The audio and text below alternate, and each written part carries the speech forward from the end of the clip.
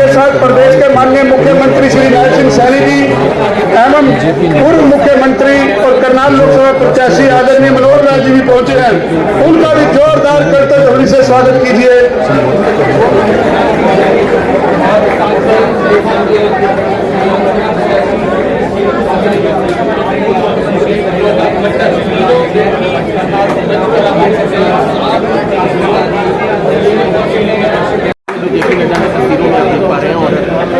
अब मैं निवेदन करूंगा माननीय पूर्व मुख्यमंत्री श्री मनोहर लाल जी माननीय राष्ट्रीय अध्यक्ष का स्वागत करें। तो आप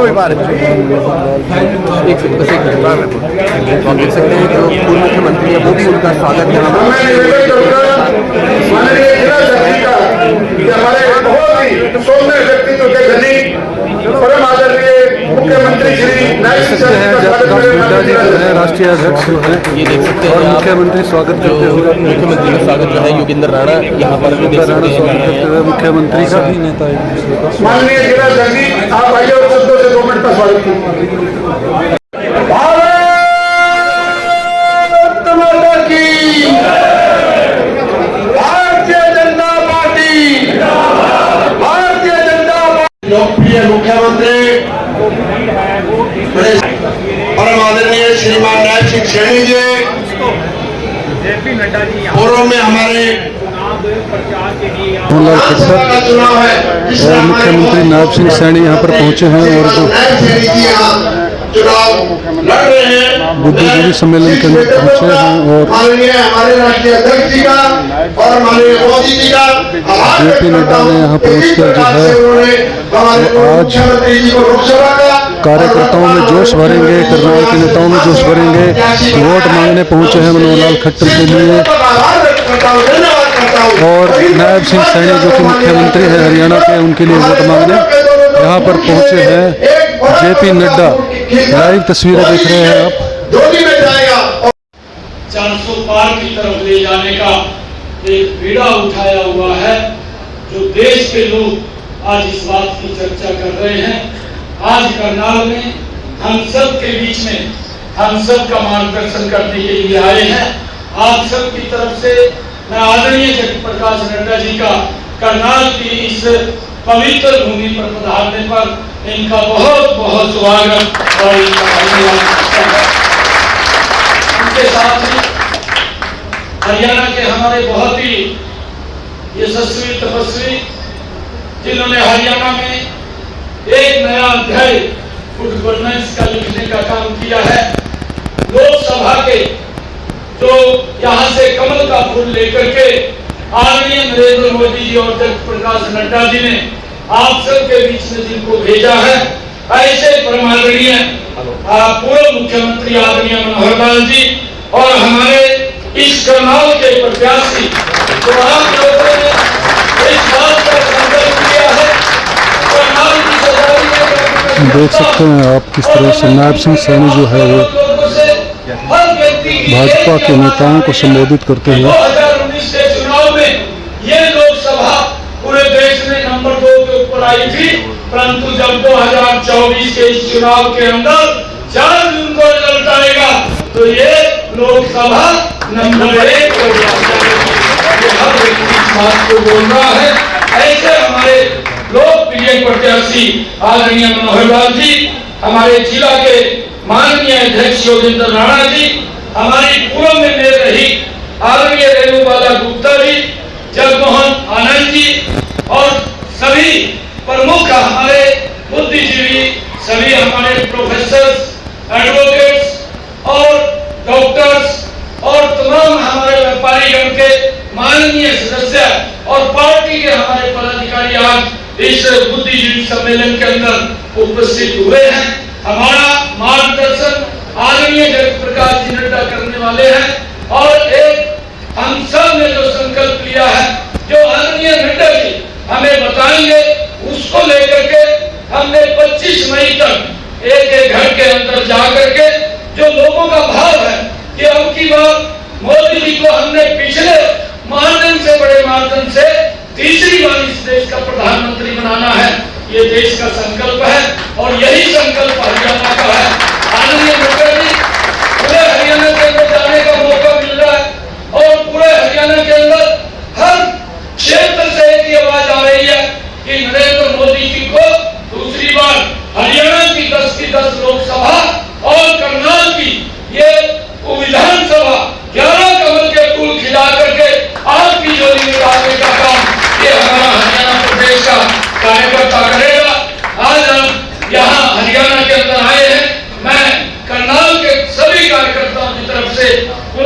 आपका बहुत बहुत स्वागत और धन्यवाद करता हूँ इन्हीं शब्दों के साथ। जय हिंद, जय भारत।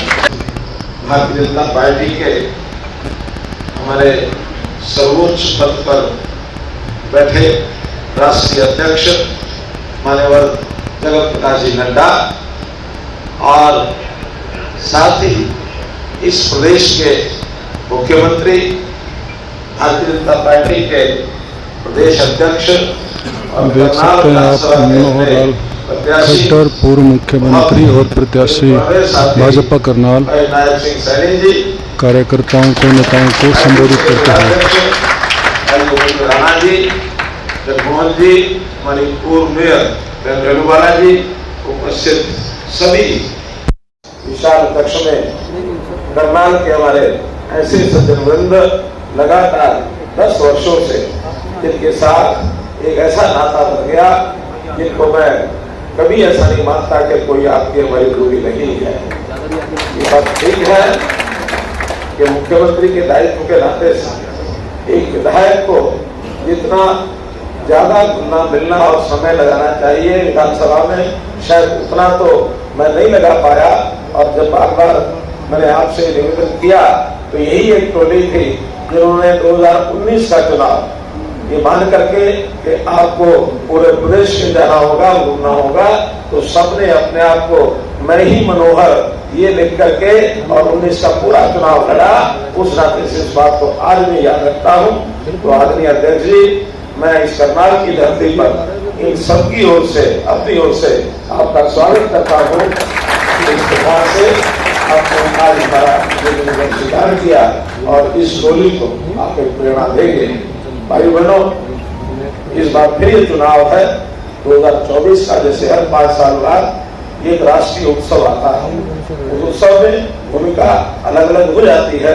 लगातार 2014 और 19 की जो भूमिका थी वो मेरी विधायक के नाते से प्रत्याशी की थी। इस बार वही भूमिका हमारे नायब सिंह सैनी जी की है।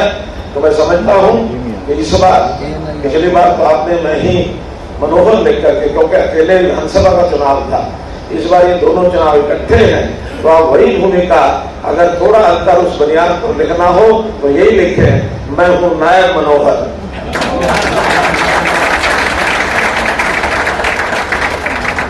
तो कुल मिलाकर दोनों चुनाव, लोकसभा भी विधानसभा भी इकट्ठे आए हैं। और वो भी अगर दोनों को इकट्ठे लाने की बात की है तो हमारे राष्ट्रीय अध्यक्ष जी ने इन्होंने जैसा निर्देश दिया कि मुझे इस बार लोकसभा के प्रत्याशी के नाते चुनाव लड़ना है, तो उसी नाते से अपनी विधानसभा, यानी इस विधानसभा क्षेत्र को, करनाल को, मैंने अपनी विधानसभा में 13 मार्च को ही अपना त्याग पत्र दे करके और अपने भाई नायब सिंह सैनी जी के लिए, क्योंकि इनको 6 महीने के अंदर चुनाव लड़ना आवश्यक है, तो ये आप प्रत्याशियों को चुनाव लड़ेंगे। ये वास्तव में उसी दिन राष्ट्रीय अध्यक्ष जी के निर्देश से ये तय हो गया था, ये विशेष पसंद आया है। आज मैं इस अवसर पर एक अपील के नाते, क्योंकि मुझे अपील मेरे अपने भाई, मुझे मालूम है कि सब भारतीय जनता पार्टी के निष्ठावान कार्यकर्ता हैं, निष्ठावान समर्थक हैं, फिर भी जैसे मैं उदाहरण दिया करता हूँ कि जब भी चुनाव आए या कोई अच्छा पसंद आए और जब कभी निमंत्रण की बात आए तो निमंत्रण आवश्यक होता है। यानी कि अगर रिश्तेदार के घर मानो शादी हो, बेटे की, बेटी की, हमारा निकट का रिश्तेदार है, 4-6 दिन पहले हमको प्रतीक्षा हो जाती है किस चीज की कि हमको क्या मिलेगा, निमंत्रण का। संयोग से मान लो कभी कोई भूल जाए या कोई और नाराजगी की बात हो जाए, कुछ भी हो और निमंत्रण नहीं आता है, तो आखिरी दिन मन में दुख शुरू हो जाती है, अरे शादी में निमंत्रण नहीं आया। और शादी के दिन भी निमंत्रण न आए तो हम क्या करते हैं, शादी में जाते हैं क्या? क्यों नहीं जाते हैं? जाना चाहिए। आखिर इस्लाम भी है, शादी भी है, दोनों चीजें हैं, फिर भी मन में शादी में न जाने की बात आ जाती है। तो इसलिए निमंत्रण देना जरूरी है, वोट मांगना भी जरूरी है। मैं तो मानता हूँ कितना ही निकट का व्यक्ति हो, वोट अगर नहीं मांगेंगे तो मन में कहीं ना कहीं दुविधा आ जाएगी कि अच्छा आज वोट नहीं मांगते हैं, कल को बन जाएंगे तो क्या करेंगे। इसलिए भाई बहनों, मैं आज आपसे वोट मांगने की अपील करने की बात करता हूँ। क्या आने वाली न केवल लोकसभा बल्कि विधानसभा का भी, करनाल विधानसभा के अपने सभी वोटर्स को ये अवसर 2 वोट डालने का इस बार आया है। तो ये दोनों वोट उस दिन आप ही नहीं, आप जितने भी यहाँ बैठे हैं सज्जन वृंद, ये केवल एक वोट के मालिक नहीं है, आप सब की वोटर हैं। प्रभावी मतदाता जिसको कहते हैं, आपके साथ लगे हुए सैकड़ों हजारों लोग ऐसे हैं जो आपके इशारे पर चलते हैं। तो मित्रों, आप उस सारे अपने इशारात को, अपने प्रभाव को इस्तेमाल करके और जो अपना दायरा है सबको निवेदन करें और उस दिन अपने इस दायित्व को पूरा करें, वोट डालें। मैं आपका बहुत बहुत आभारी रहूंगा। बहुत बहुत धन्यवाद। आज के इस प्रबुद्ध नागरिक सम्मेलन में मंच पर उपस्थित हमारे यशस्वी मुख्यमंत्री, नौजवान ऊर्जावान श्री नायब सिंह सैनी जी, हमारे बहुत ही वरिष्ठ नेता जिनके साथ मुझे लंबे समय काम करने का सौभाग्य मिला, आप सबकी वो लंबे समय नुमाइंदगी करते रहे हैं और हरियाणा के पूर्व मुख्यमंत्री रहे सम्माननीय मनोहर लाल खट्टर जी, हमारे जिला के अध्यक्ष योगेंद्र राणा जी, हमारे जगमोहन आनंद जी प्रदेश कार्यकारिणी के सदस्य, और बहन श्रीमती रेणु बाला गुप्ता जी प्रदेश कार्य समिति की सदस्य, और यहाँ उपस्थित हमारे इस क्षेत्र के सभी गणमान्य सम्मान्य सज्जन वृंद और मीडिया के मेरे साथी, प्रिंट मीडिया और इलेक्ट्रॉनिक मीडिया के मेरे साथी। आज मुझे यहाँ चुनाव की दृष्टि से करनाल में आदरणीय मनोहर लाल जी के लिए, नायब सिंह सैनी जी के लिए औपचारिक रूप से निमंत्रण पत्र आप तक पहुंचाने का जिम्मा मिला है। और मैं आप सबको वो बड़ी भारी मार्जिन से वो विजयश्री हो और दोनों सीटें आप जिताकर इनको भेजें, यह अपील मैं सबसे पहले आप सबसे करता हूं।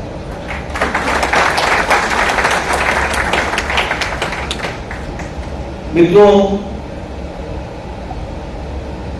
पिछले 10 साल में भारत की राजनीति में बहुत कुछ बदल गया और बहुत कुछ हम सब लोगों को देखने का भी सौभाग्य मिला है। यहां पार्टी को खड़ा करने में 4-4 पीढ़ियां लग गई, 5-5 पीढ़ी लग गई, खप गई। एक पीढ़ी तो ऐसी थी जिसने जमीनें बेचकर अपनी जमानत बचाने के लिए चुनाव लड़ा। कुछ पीढ़ियों में संघर्ष में अपने आप को गुजारा और आज हम सब लोग सौभाग्यशाली हैं कि हम उस पल के चश्मदीद गवाह हैं जब भारतीय जनता पार्टी एक विशाल रूप में दुनिया की सबसे बड़ी पार्टी के रूप में, और हमारे नेता नरेंद्र मोदी जी ने राजनीति का डिस्कोर्स, चर्चा, नरेटिव, संस्कृति, कार्यशैली, रंग ढंग, चाल चरित्र सबको बदल गया, सब कुछ बदल गया। और यह भी हम लोगों ने अपनी आंखों के सामने होते हुए देखा है। 10 साल पहले यही भारत भ्रष्टाचारी देश कहलाता दुनिया की निगाह में। 10 साल पहले यही भारत पिछलग्गू देश कहलाता, यही भारत के बारे में टीका टिप्पणी की जाती। आज मोदी जी के नेतृत्व में भारत को दुनिया इज्जत के साथ और अग्रगणी देशों में देखती है। ये भी 10 साल पहले हम एक तरीके से कहें तो भारत का साधारण मनुष्य, साधारण नागरिक, साधारण मानवी एक निराशा के जीवन में था, उदासीन था। राजनीति से कुछ नहीं बदलने वाला, ये तो ऐसे ही चलेगा, सब एक ही जैसे हैं, कुछ बदलने वाला नहीं है, चलो वोट दे देते हैं, देखते हैं क्या होगा। एक उदासीन मानसिकता से हम गुजर रहे हैं। आज वही भारत मोदी जी के नेतृत्व में विकसित भारत के संकल्प को पूरा करने के लिए चल पड़ा। ये भी साधारण व्यक्ति समझता है कि हाँ हम विकसित भारत होंगे, ये उसमें कॉन्फिडेंस आ गया, ये उसमें हौसला आ गया, ये उसमें ताकत आ गई। और इसीलिए मैं हमेशा कहता हूं कि बदलता परिदृश्य, इसको हमको पहचानना चाहिए। एक समय में पॉलिटिक्स क्या होती थी? जाति की, धर्म की, इलाके की, भाई को भाई से लड़ाओ, जाति को जाति से लड़ाओ, धर्म को धर्म से लड़ाओ, इलाके को इलाके से लड़ाओ और फूल करो, राज करो, ये संस्कृति। आज मोदी जी के नेतृत्व में सबका साथ, सबका विकास, सबका विश्वास, सबका प्रयास और सबके प्रयास से विकासवाद की राजनीति चल पड़ी। विकासवाद, पॉलिटिक्स ऑफ डेवलपमेंट, सबको साथ लेकर के और पॉलिटिक्स ऑफ डेवलपमेंट के माध्यम से हमने, मोदी जी ने देश को ताकत दी। ये महत्व हो गया। एक दो बातें और बताना चाहता हूं। पहले जो गवर्नेंस था वो अनअकाउंटेबल था। आज जो नेतृत्व है वो अकाउंटेबल है। आज रिपोर्ट कार्ड की राजनीति, मनोहर जी खड़े होंगे तो गिनाएंगे कितने हाईवे बनाए, कितना स्कूल बनाए, कितने कॉलेज बनाए, कौन सी रेलवे लाइन चौड़ी की, कौन सी इलेक्ट्रिफिकेशन किया, कौन नई गाड़ी चलाई, कौन क्या काम किया। सैनी जी आएंगे तो वो भी अपना रिपोर्ट कार्ड रखेंगे। कभी आपने 10 साल पहले किसी को रिपोर्ट कार्ड रखते हुए देखा है क्या?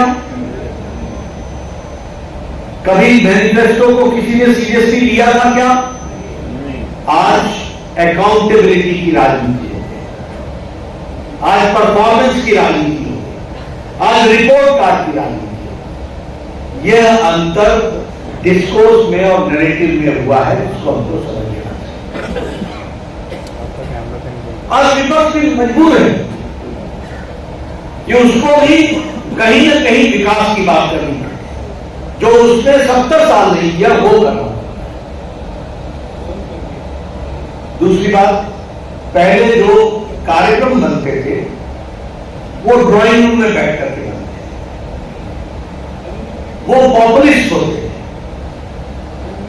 बड़े बड़े आंकड़े रखो, किसानों का कर्जा माफ होगा, किसी को मालूम नहीं कि कर्जा किसका कितना है, माफ कितना होना है, सरकार को कितना खर्च आना है, कोई मालूम नहीं। लेकिन पॉपुलिस्ट स्लोगन के कार्यक्रमों को रख दो, सजा दो। आप बीजेपी का मैनिफेस्टो देखिएगा तो बीजेपी के मैनिफेस्टो में अगर हम कहते हैं कि ये हम सुविधा देंगे तो साथ में हम ये भी बताते हैं कि इसमें इतने 1000 करोड़ रुपए लगेंगे, जिसकी हमने कैलकुलेशन कर ली है। यानी फैक्चुअल टारगेट को तय करना और डिटेल में जाना, यह भी हम लोगों ने देखा। इसका फर्क क्या पड़ा है? इसका फर्क यह पड़ा है कि आज लास्ट माइल डिलीवरी, अंतिम व्यक्ति तक, जिसको आप लाभार्थी बोलते हो, जिसको आप बेनिफिशियरी बोलते हो, वह आज मोदी जी के राज में बिना सिफारिश के उस तक लाभ पहुंच रहा है। यह हमारी नीतियों की ताकत है। इसको बिना सिफारिश, बिना सब कुछ डिजिटल है, फॉर्म करो। और प्रधानमंत्री जी ने तो अभी जो यात्रा चलाई थी, उस यात्रा में तो घर घर डिलीवरी कर दी, गांव गांव जाकर के आयुष्मान के कार्ड बनाए, गांव गांव जाकर के उज्ज्वला के गैस का कनेक्शन दिया, गांव गांव जाकर, और 100% सैचुरेशन पर लाने का काम, लास्ट माइल डिलीवरी। ये आज प्रधानमंत्री मोदी जी की संगठनात्मक और प्रशासनिक ताकत को दिखाता है, दर्शाता है। और इसीलिए आज सारी चीजों में एक फर्क आया है। अभी हम लोग हमेशा चर्चा करते हैं, आपको याद होगा कोरोना में हम लोग लगे हुए थे, प्रधानमंत्री मोदी जी ने उस समय एक पैकेज दिया था, वो 1,50,000 करोड़ का पैकेज दिया। MSME के लिए अलग से दिया था, एग्रीकल्चर सेक्टर के लिए अलग से दिया था, प्रधानमंत्री गरीब कल्याण अन्न योजना के लिए अलग से दिया था। ये कांग्रेसी भाई उसमें चिल्लाने लगे, इससे क्या होगा जी, हम कैश चाहिए, कैश चाहिए, कैश चाहिए। क्यों? इनको कैश इसलिए चाहिए होता है क्योंकि सारी जिंदगी कमीशन में जिंदगी गुजरी है, तो इनको तो डायरेक्ट बेनिफिट ट्रांसफर से तो इनको दिक्कत है, दुश्मनी है। लेकिन आज उसका नतीजा ये हुआ है, उस पैकेज का कठोर फैसला कोरोना के दौरान लिया है कि आज भारत की अर्थव्यवस्था मजबूत सुदृढ़ खड़ी हो गई। जब अमेरिका लड़खड़ा रहा है, जब यूरोप डमाडोल हो रहा है, जब जापान में मुसीबत है, जब चीन पिछड़ रहा है, तो भारत 11वें नंबर से छलांग लगा के 5वें नंबर पर। क्यों?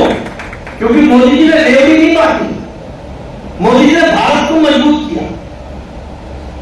ये प्रधानमंत्री गरीब कल्याण अन्न योजना, इस योजना ने 25 करोड़ जनता को गरीबी की रेखा से ऊपर उठा दिया, 25 करोड़। और इंटरनेशनल मॉनिटरी फंड बोलता है कि भारत की अति गरीबी अब 1% से भी नीचे आ गई है, पॉइंट में आ गई, डेसिमल में आ गई। कभी सोचा था, कभी समझा था कि इस तरीके की बात होगी? लेकिन आज ये हम होता हुआ देख रहे हैं।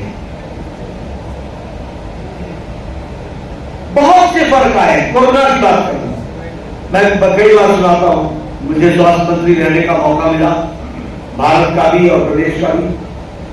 हमारे देश में ट्यूबरक्लोसिस को दवा को आने में 25 साल लगे, 25 से 28 साल। हमारे देश में टेटनस की दवा को आने में 28 साल 30 साल लगे। हमारे देश में डिप्थीरिया की दवाई को आने में 25 से 30 साल लगे। हमारे देश में जापानी बुखार की दवाई को और नेशनल प्रोग्राम बनने में 100 साल लगे। यह हमारा देश। आप भी सुनते होंगे बचपन में, 60 के दशक में, टेटनस की दवा विदेश से आ रही है, जल्दी मंगवाओ नहीं तो पेशेंट चला जाएगा। सुनते थे नहीं सुनते? आज कोरोना आया, 2020 को 27 जनवरी को पहला केस, 2020 की अप्रैल को टास्क फोर्स बैठाई गई और 9 महीने के अंदर मोदी जी ने एक नहीं 2 वैक्सीन बना करके भारत को।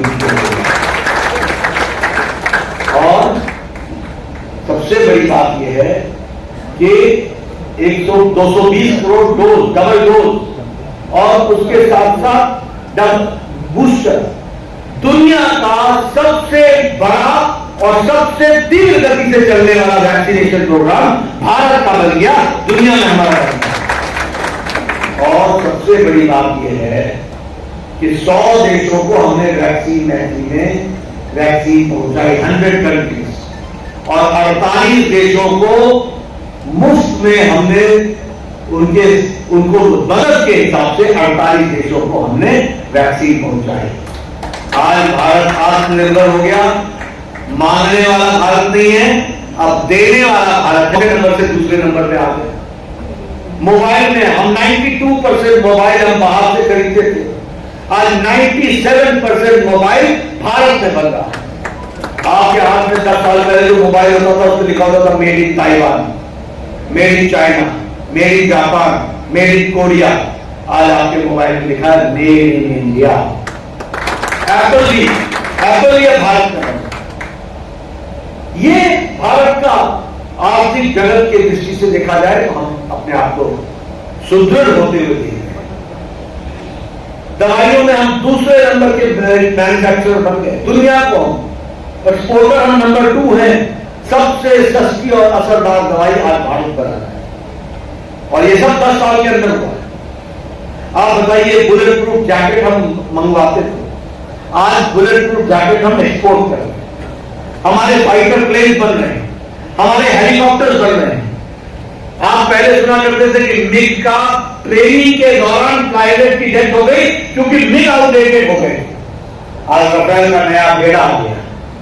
आज फौज किस तरीके से युक्त हो गई है ये भी आप जानते हैं। और हजारों किलोमीटर सड़क अरुणाचल से लेकर के लेह लद्दाख तक बॉर्डर पर बन चुकी है। हमारी फौज बॉर्डर तक पहुंच सकती है इस तरीके की व्यवस्था। मैं तो बाहर से आता हूं, हम और विनोद जी एक बार लेह लद्दाख गए थे। आप पूछिए, आर्मी का कन्वॉय चलता था, एक आगे हरी झंडी होती थी, पीछे लाल झंडी होती थी, 40-40 ट्रकें जाती थी। एक ब्रिज पर जब सारी ट्रकें निकल जाएंगी तब पब्लिक को जाने का मौका मिलता था और उनको भी 3-3 घंटे रुकने का मौका मिलता था।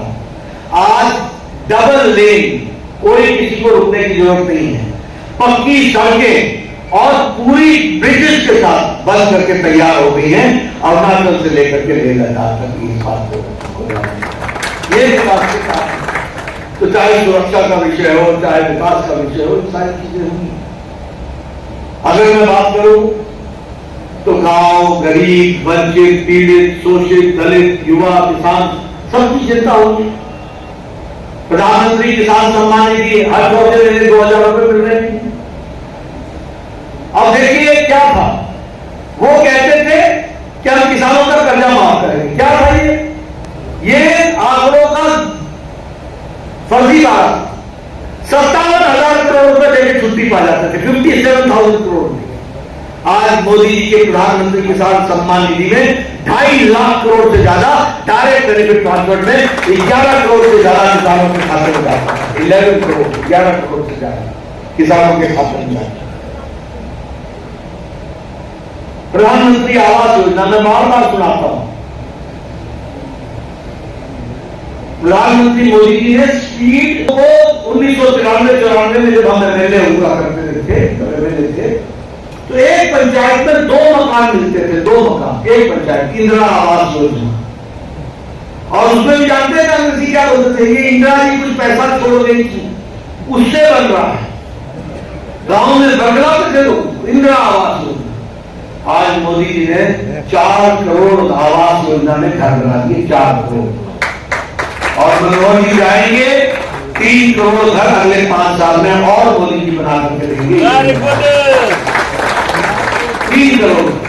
और घर कैसा, drawing room, bedroom, kitchen, gas का सिलेंडर और सिलेंडर के साथ साथ और टॉयलेट। और आने वाले समय में अब सिलेंडर भी नहीं रहेगा, पाइप से गैस पहुंचाई जाएगी और सस्ती गैस पहुंचाई जाएगी, उसकी इंतजाम। ये बोलते हैं बिजली का कोई 200 यूनिट कर दिया, 150 यूनिट कर दिया, 300 यूनिट कर दिया। आने वाले समय में बिजली का बिल आपका 0 हो जाएगा, 0।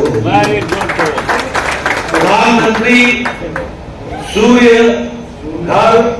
मुक्त घर योजना, सौर ऊर्जा हर के घर पर लगेगी और सौर ऊर्जा से घर की बिजली चलेगी और जो आपके खर्च से बच जाएगी बिजली वो सरकार खरीद लेगी, वो आमदनी का जरिया भी हो जाएगा। इस तरीके से व्यवस्था एक बहुत बड़ा अंतर है। अभी मनोहर जी के टाइम पर और जिसको आगे नायब सिंह सैनी जी ने चलाया है, हम पहले क्या कहते थे, चिट्ठियां लिखते थे, मुख्यमंत्री जी मेरे इलाके में एक गरीब व्यक्ति है, उसको कैंसर हो गया है, 3 लाख रुपए खर्च होंगे, उसका मकान बिक जाएगा, उसकी जमीन बिक जाएगी, वो इलाज नहीं करा सकता है, कृपया कुछ देने की अनुशंसा कीजिए। कुछ मांगते थे, कुछ मिलता था, कुछ नहीं मिलता था।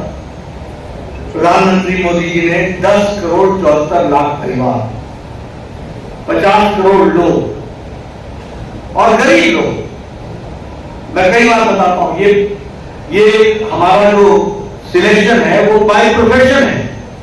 रिक्शा वाला, रेडी वाला, पेड़ी वाला, सब्जी वाला, ठेले वाला, बस का ड्राइवर, कंडक्टर, क्लीनर, ट्रक का driver, auto rickshaw driver, lift man, security man, बाल सैलून में बाल काटने वाला, कूड़ेदान से प्लास्टिक इकट्ठा करने वाला, ऐसे गरीब लोगों को मोदी जी ने 5 लाख रुपए का हेल्थ कवर दिया गंभीर बीमारी से रहने का। हर साल आप समझिए, एक बार नहीं, हर साल आपका इस साल 2 लाख 3 लाख खर्च हो गया, अगले साल फिर आपके 5 लाख खड़े, ये व्यवस्था की। और मुझे खुशी है कि मनोहर जी ने चिरायु योजना में आज 1,25,000 लोग आयुष्मान और चिरायु में हरियाणा में 5 लाख रुपए का हेल्थ कवर दे रहे हैं। और एक खुशखबरी सुन लीजिए, मनोहर जी को आप जब चुनाव जिता के भेजेंगे, मनोहर जी को चुनाव जिता के भेजेंगे तो इस देश का कोई भी बुजुर्ग जिसकी उम्र 70 साल से ऊपर की हो जाएगी, कोई भी बहन, कोई भी माता जिसकी उम्र 70 साल से ऊपर की हो जाएगी, किसी भी जाति के, किसी भी धर्म के, किसी भी इलाके के और किसी भी आमदनी के, अमीर या गरीब, सबको 5 लाख रुपए का आयुष्मान कार्ड मिलेगा। यहाँ पर आज 28 किलोमीटर के हिसाब से प्रतिदिन नेशनल हाईवे पर भी है। और आपको जानकर खुशी होगी कि पिछले सालों में 55,000 किलोमीटर नेशनल हाईवे प्रकोष्ठ की जो ये मीटिंग है इसको अटेंड करने के लिए काफी कार्यकर्ता पहुंचे हुए हैं। दोस्तों वीडियो को शेयर जरूर कीजिए, अधिक से अधिक लोगों तक पहुंचाइए।